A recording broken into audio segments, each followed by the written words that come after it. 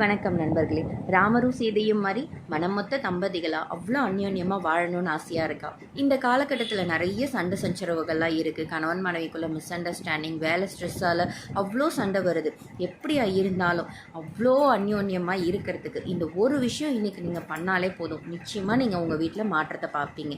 அப்படி என்னன்னு கேட்குறீங்களா? இன்றைக்கி என்ன அவ்வளோ ஸ்பெஷல் டேன்னு பார்க்குறீங்களா? ஏன்னா அஷ்டமி தேதி முடிஞ்சாலும் ரோகிணி நட்சத்திரம் இன்னும் முடியல. கிருஷ்ணர் பிறந்த ரோகிணி நட்சத்திரம், அதுக்கு அடுத்த வர நவமி வந்து ராமருக்கு ரொம்ப விசேஷமானது. ஸோ இன்றைக்கி ராமருக்கும் உகந்த நாள்.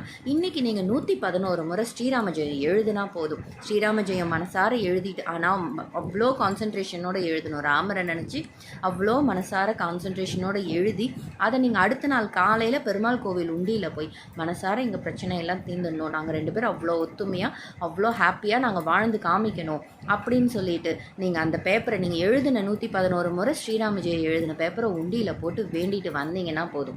நிச்சயமாக இதுக்கு மேலே நீங்கள் ஒரு பெரிய மாற்றத்தை உணர்வீங்க. நன்றி, வணக்கம்.